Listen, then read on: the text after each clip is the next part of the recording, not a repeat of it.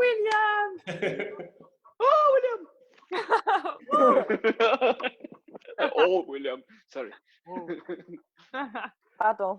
Yes, Lola. Yes, I'm Ah, yeah, fine. Lola. Ouais, je m'ennuie un peu.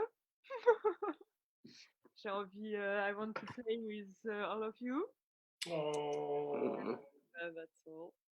But I make the yoga of with Adrienne and Yeah! I like it. No. Adam, Yeah. I love it. Just now, literally, honestly, like 10 minutes ago, I was still doing it. I'm still in my yoga clothes.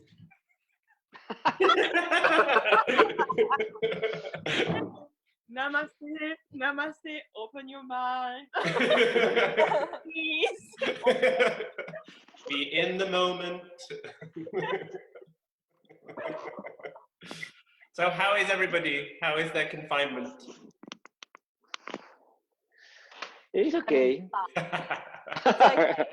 What can I say? I'm happy to see all your faces. Even though I've spoken to most of you on the phone, it's good to see you. Everyone looks Yeah. well. Yeah. You haven't spoken to me on the phone.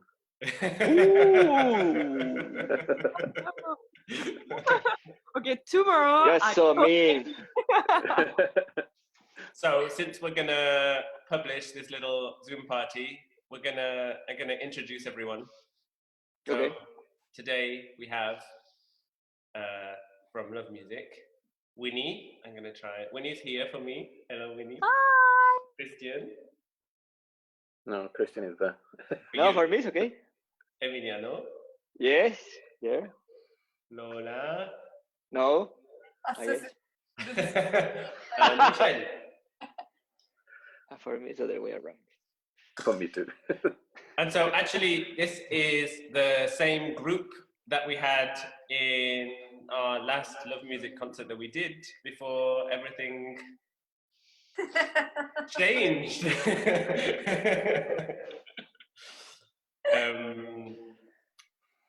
And so I thought that we could all have a little get together to see each other again because it was so nice last time. Yes. And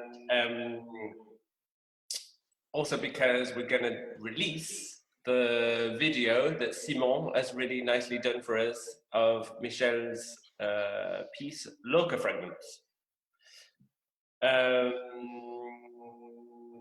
So maybe I'll just say a little bit about what we do at the BNU. So the BNU is a cycle of concerts that we do each year in Strasbourg. We do 5 concerts a year, and for each concert we commission a new piece. And like I said, the last concert that we did was in March before the world went into lockdown, and it was a concert for International Women's Day that was called Une chambre à soi, a room of one's own. And for this project, we were lucky enough to have with us Michel Agnès. And woo! Woo! Michelle! Yes! And I think, well, I've already waxed lyrical about this to Michel several times since concert, but I think that we all had quite a special experience putting this piece together. And so this is why we decided to do this video and do this Zoom and make a big deal out of Michelle because she deserves it. Yeah! So I just wanted to say actually that I'm not sure if, I think we said this when we were rehearsing, but I'll say it again, that this putting together Loca Fragments was quite an interesting process for us as a collective, because I think I can speak for everyone when I say that when we first received the music and we first started looking at it, it seemed extremely complicated, and especially to play as a chamber music piece, because we are not a conducted collective. And I think, if I'm right, Michelle, in 2006 when it was premiered, it was conducted, no? Yes. Yeah. It was conducted, yeah. And so we were all a little bit worried about how this was going to work and how we put it together. And we'd had some little chats about how we were going to achieve this. And then actually, when we sat down to all play the piece for the first time, in the first rehearsal, it just came together. Yeah. Everyone felt so easy, and it was a really funny experience because unlike playing a lot of other music, when we were rehearsing, well, I speak for myself, when I was rehearsing my individual part, it was quite difficult to make sense of the music and the piece, and you really had to hear everything else in order for it to make sense and in order to be able to actually play it properly. I don't know what everyone else thought about the process. It felt like a pasta sauce that just melted into one the minute we were all together. It was very magic. I really enjoyed it. It was really magical because we all had lots of challenges with our own part at home, and we had done extra work to make sure that we could practice at home in a certain way. But the minute we came together, it actually merged very easily. Yeah, and that's also because of the people we are and the way we work together. But it was it was a beautiful surprise to see that the score is written in a way that it works so quickly for the ensemble. Yeah. Michelle, how was it for you? Because I think the premiere was in 2016, no? Yes, it was. And how was it hearing the piece 3 years later? I like it so much, but it's one of my favorite pieces I wrote. So when I arrived, I was like feeling good because I know that, and I know you, and for me, and I worked with Lola when I was writing, when I was writing the piece. So for me, I was absolutely sure that you do it very good. So I arrived and say, okay, I'm going to a party, you know. Like, oh, And that's, Right now, woo! that's not common when you write contemporary music. It's the opposite. In general, you are like terribly, like you are completely stressed and like you feel bad. In general, you don't like the experience is not good. Even if the piece is going well, you are like it's lots of judgments. And there, I was like totally you say, oh, that would be fun. And I was very surprised because when I see that without director you did the things, I say, oh my gosh, the other song was very bad. No, I'm kidding, but like it was very easy for you. But I think you also worked a lot with metronome. I think Yes. like the fear to be together make that you work a lot alone, because the ensemble doesn't have all this work, individual work. That's it. So can you, if it's okay with you, I mean, obviously we know about it and you gave us some really wonderful explanations when we were rehearsing with you, but can you maybe talk us through the piece? So why it's called Loca Fragments, why it was written in this way, and each movement of, well, each fragment has its own title. So if you could talk about that as well.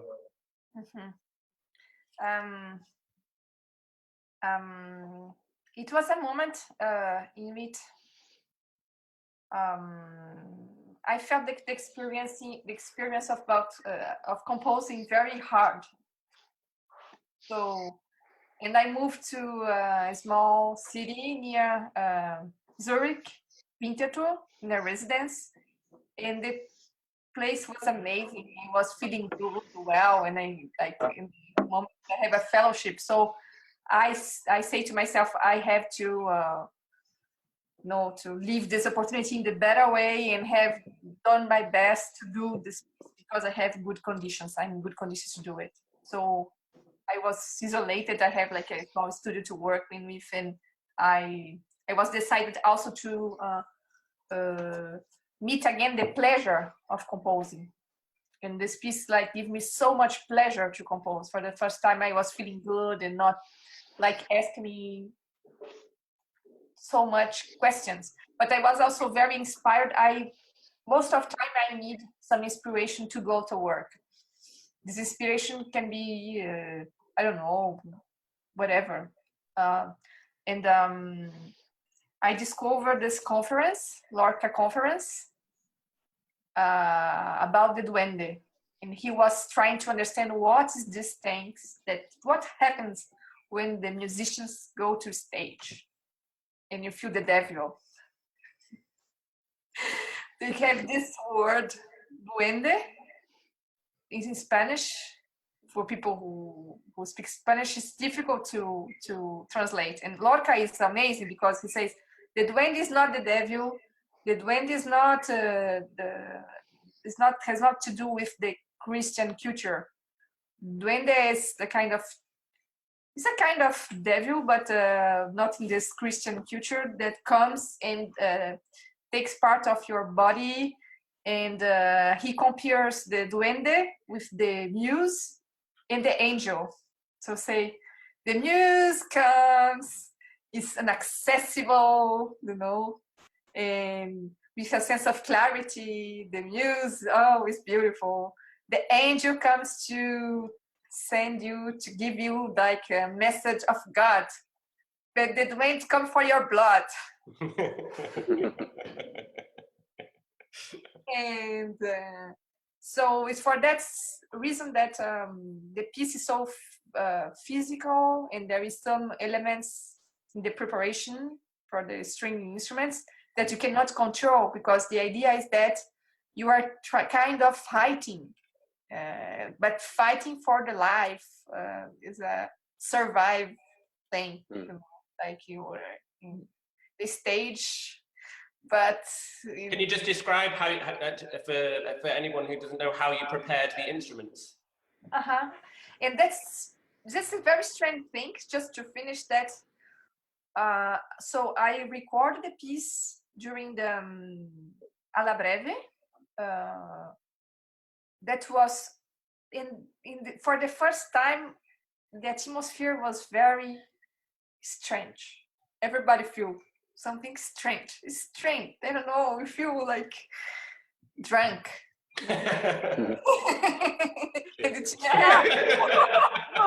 Like now. And after we have an opportunity to play it in the concert, but like we just like forgot the piece. The piece was like closed, no venue, no possibility to do the premiere.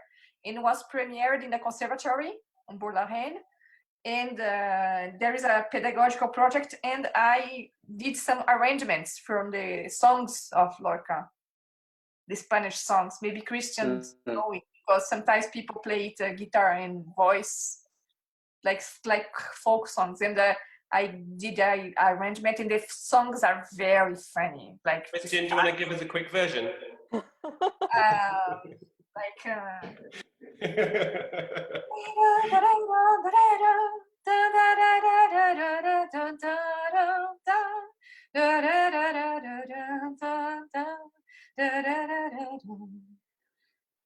This just comes very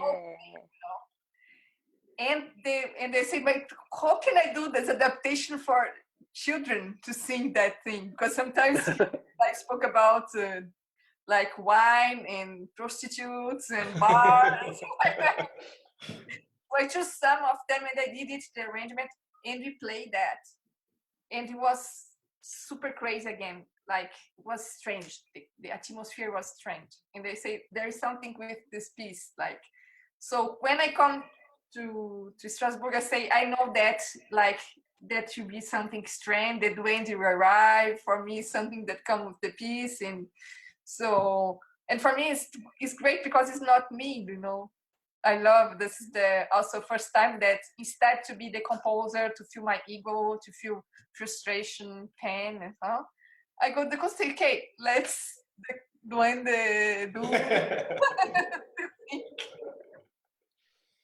for me, it was a kind of experience of freedom and liberty of this piece, like from the ego, composer's ego, and all these things. So it's a like big joy, And so the version that we did, and we asked you if it was possible to do, was with guitar. Mhm. The original was with harp. Mhm. And how is that process for you? Like, it was us that suggested to you that we could maybe do that version. Mhm. And you seemed quite happy about it. I think it's first.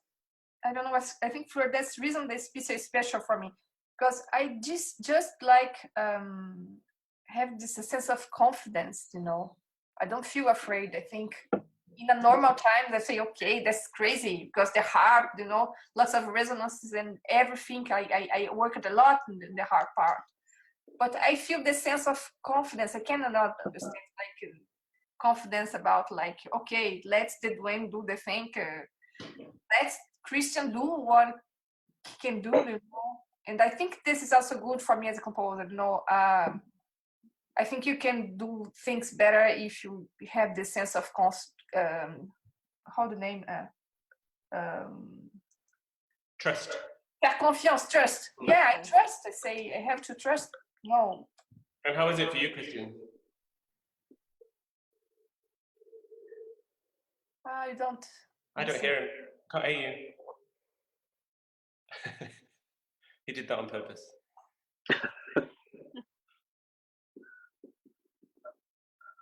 Those noise-canceling headphones are really doing the trick. Can you hear me now? Yeah.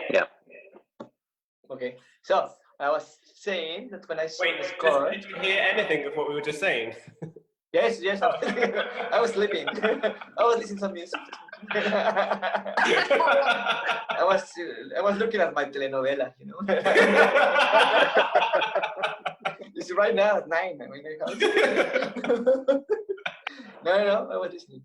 No, for me was when I saw the score, I should say I didn't have any idea. I was like, what do I have to do? So I was trying just to see, and I said, I don't know, I don't have an idea.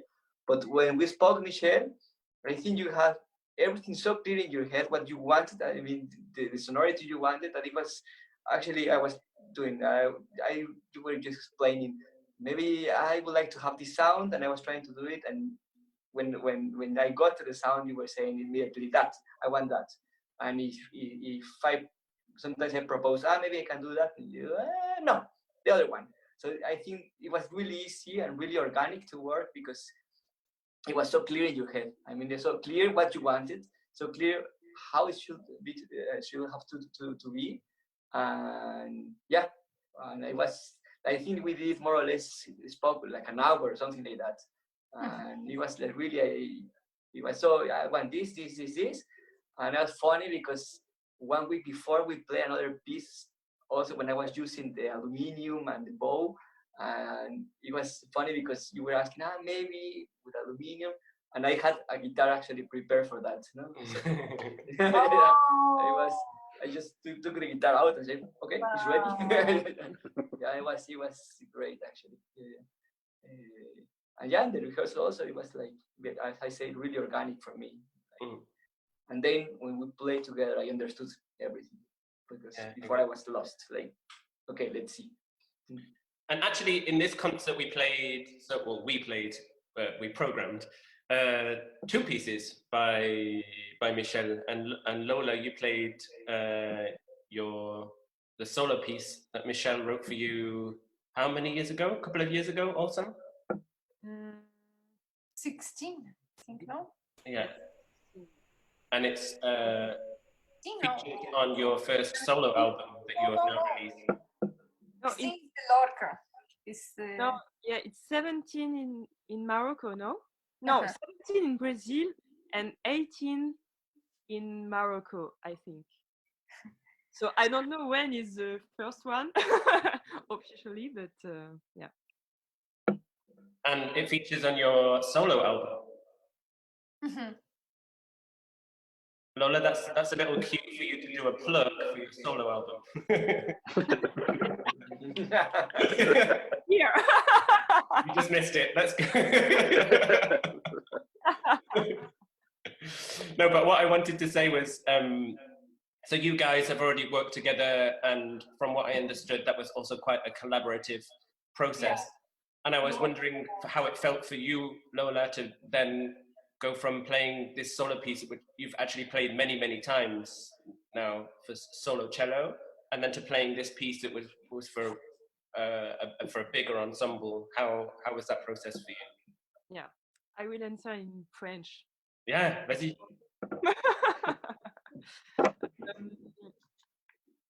C'était super de faire un programme où effectivement il y avait à la fois l'Orca Fragments et à la fois Migration, parce qu'on pouvait voir tous les liens qu'il y avait, et il y en a beaucoup déjà dans le mode de jeu, parce que la préparation dans la pièce solo, c'est une page, une feuille qui est intégrée dans les cordes du violoncelle, qui fait beaucoup du son général de la pièce. Et dans leur cas, c'est de l'aluminium qui est posé sur l'instrument. Et du coup, tout ce qui est tapping, là je parle un peu de technique, mais c'est juste pour vous expliquer les différences et les liens qu'il y a entre les deux. Et tout ce qui est tapping, en fait, sur les cordes ne réagissent vraiment pas pareil, que ce soit de l'aluminium ou de la page. Donc déjà, de voir ces petites différences-là, c'est hyper intéressant. Et voilà, après, dans l'écriture de Michel, je trouve qu'en général, c'est effectivement très organique et très la pièce qui a été écrite par Michel, mais ensemble, dans le sens où on a vraiment travaillé sous forme de résidence plusieurs fois, que ça soit en France, après au Brésil et ensuite au Maroc. Donc on a eu quand même 3 phases autour de cette pièce-là. Et ça partait vraiment des gestes de l'interprète, presque du souffle et presque de la connexion qu'il y a au moment présent avec les esprits qui sont là ou pas. Duende! Yeah! Là-dessus, effectivement, les deux pièces sont extrêmement liées, même si c'est moins dit dans la pièce solo. Mais je pense qu'il y a encore cette idée du duende et de cette force de l'interprète qui tout d'un coup prend complètement possession de la scène et en fait quelque chose de personnel aussi, même si la pièce est très écrite, mais ça devient quelque chose à soi. Et après, c'était très agréable de voir que tout ça pouvait être complètement possible aussi ensemble. À plusieurs, ouais. Mm. Et d'ailleurs, parce que là, vous avez parlé du fait que c'était un processus assez collaboratif entre vous deux. Et Michel, est-ce que ça c'est... Tu travailles normalement comme ça en tant que compositrice? Tu aimes que le processus de collaboration soit collaboratif ou... Parce que je pose la question parce que ce n'est pas toujours le cas.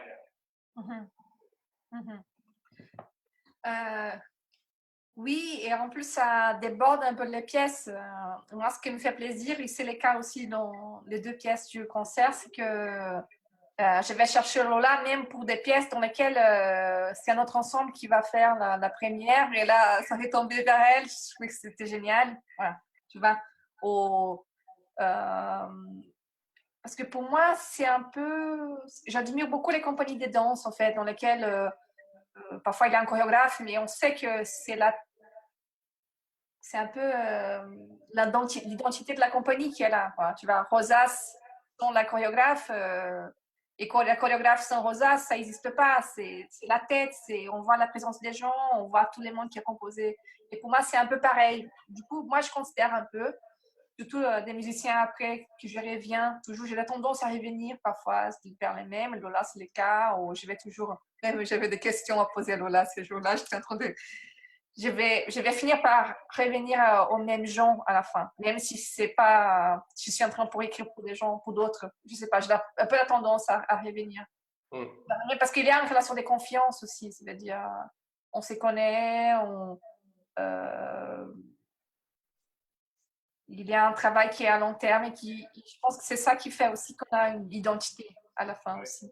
Et en fait, tu commences à lier les instruments à certaines personnes. Voilà, ouais, complètement, ouais. Qui vont être un peu mes références en fait. Mais parce que mon travail à la table, il porte beaucoup sur la mémoire de ce que je vois. Même aujourd'hui, j'étais en train de réfléchir un peu ce que c'est une partition. la partition en soi-même, c'est rien. Quand tu vois une partition pour la première fois de ta vie, c'est rien. Ce qui fait la partition, c'est des allers-retours entre le jeu, l'expérience du jeu, les sons que tu as entendus, et après tu reviens, c'est plus la même partition. Et après tu vas revenir à nouveau, elle va changer, et du coup elle va accumuler toute cette expérience-là. Et pour moi c'est pareil, quand je vais écrire, je ne vais plus écrire avec la tête d'une personne qui n'a jamais eu l'expérience avec cet instrument, mais je vais écrire après avoir eu toute cette expérience d'autres pièces et des expériences avec les instrumentistes. C'est ça qui me permet d'avoir un niveau d'abstraction qui fait que je puisse travailler dans un niveau symbolique, plus avec la notation. Mais une chose sans l'autre, ça n'existe pas, et c'est ça la différence d'un texte écrit et d'une partition. La partition, elle va toujours te remettre vers la mémoire et vers l'expérience du physique, du corps, du son. C'est beau. And then actually, so in the version that we did, which I guess people hopefully will see. Sorry, it's speaking French, I forgot it. No, it's fine. It doesn't matter. In the version that we did, so in Strasbourg, there was another element that actually we asked you if it was possible to add that actually Emiliano wanted to do, and that was because in the preface to the score, there's one of Lorca's drawings, and then Emmy sort of took that idea and rolled with it. and sometimes it's quite delicate to ask composers to do this kind of thing because it can be quite sensitive, but you were so open to that idea. And I don't know, maybe Emmy, you can tell us about what that was like. Mm-hmm. No, I think it's the same question, same thing I told before.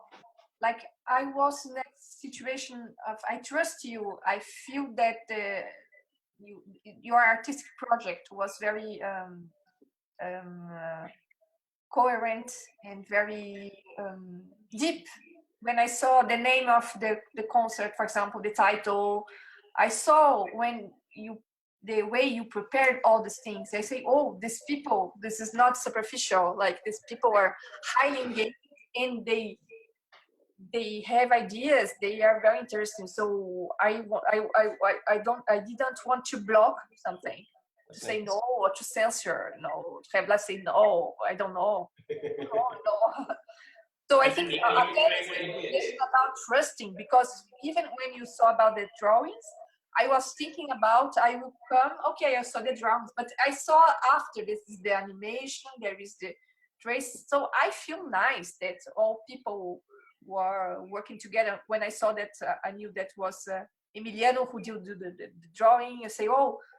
It's also give a collective dimension for the work of the ensemble. It's nice that people are doing different tasks and putting everything together. And for me, it's the same for the performance. Like it's that once the piece is finished and you have the score, it's not my piece anymore. I think that's quite refreshing to hear that actually. Like that's not always the case, and I think.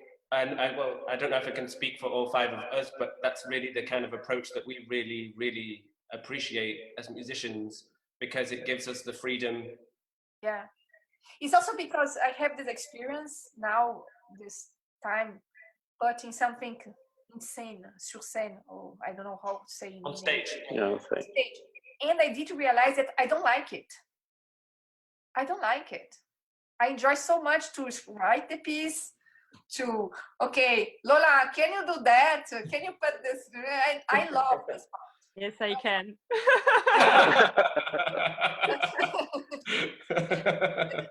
I hate to think about the things on the stage. And but I realized that's not much time, like, because I too late nervous for that. And so I love my place of composer. And I think that when you go to stage, this is like you are like go to a fight, you know, you like bad scene, you were the bad scene, doing complicated things like. It is actually literally a fight sometimes in rehearsals. Character to do that. So, and the same for the public, the same for communicating, the same about how to put the feet on the stage, you know. So what me as a composer who likes to write notes, what I can do and say about that thing, I prefer to do. Of course, sometimes you see that the performer don't have an idea or have some strange ideas that doesn't match with the artistic project. So this is more complicated. But even in this case, I have the tendency to say, okay, let's see what this guy will do with, because sometimes I try. Like once a pianist, she put a strange object, like very big, and it was very funny, and like everybody was laughing. The piece was not a humor piece, but and I like it, I went there and I was laughing. Everybody was laughing. See, it's amazing. Everybody's laughing. But that is the thing. Maybe it's a question of to know your place. I don't know. Once I was feeling more comfortable as composer, I also give more space to people to do whatever they want to the stage. It's the same for the opera today, Go, you see Monteverdi with hip hop dancers, or the singers, or this is the stage director. You have to do this work. The composer cannot block this thing. It's horrible. Yeah. I think, unfortunately, we're going to have to wrap it up quite soon because I think Zoom is going to cut us off.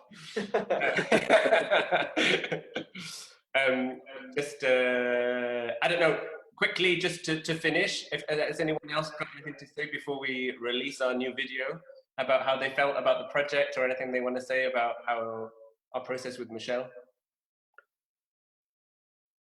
Silence is golden. No, well, I think just like, I mean, it's been said, but it is very refreshing and surprising as an interpreter of new music to come to a piece that feels so organic and so like, in which it makes you like, even though we all have played together many times, like sometimes we struggle to put a piece together and to make sense of something, and even though this looked on the page so like hermetic and a bit like, oh, what's going on, like as soon as we started playing together, the connection was made, and it's just so nice to have something that like magical in a sense, like and how it like very quickly like bonds us together, and it's funny. It's like it's really weird because like when I started playing it, I was like, oh, I don't understand. Like I don't understand my part. Like it's like the flottest thing that comes, like the first thing, like the first reaction. I'm like, I don't have the melody, or like I don't do the top part or whatever. Like, and then as soon as we start playing all together, then you realize it's actually like an entity. It's like we're like one body. Yeah, we're one body creating doing the music. It's not like the flute plus the clarinet plus the violin plus the guitar plus the cello. It's like and they all play together. Like we become one thing together, and that's like, that's amazing because I think also it's not easy to achieve. No.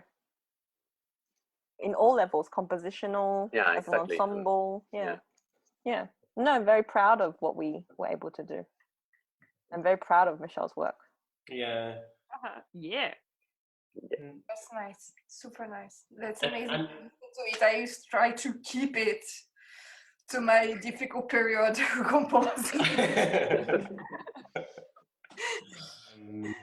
But I just wanted to say, just to wrap it up before we show our video, a big thank you from us five to you for having come to Strasbourg, to come to work with us, to share your music with us. It was a privilege, And I think I can speak for everyone when I say I hope that we'll be able to renew the experience in the near future. Yay, Michelle. Yay. Love music. Love music. Thank you so much. Thank you so Thank much. you, everyone. Stay at home and stay safe. Stay safe, stay healthy. Yeah. And Ciao. looking forward to seeing all you guys soon, I hope. Yeah. Yes. Don't know when, but soon. And yeah, everyone take care. Oh, William. Oh, William. Oh, Whoa. Oh, William. Sorry. Pardon. Yes, Lola. Yes, I'm Ah, yeah, fine. Lola. Ouais, je m'ennuie un peu. J'ai envie, I want to play with all of you. Oh. That's all. But I make the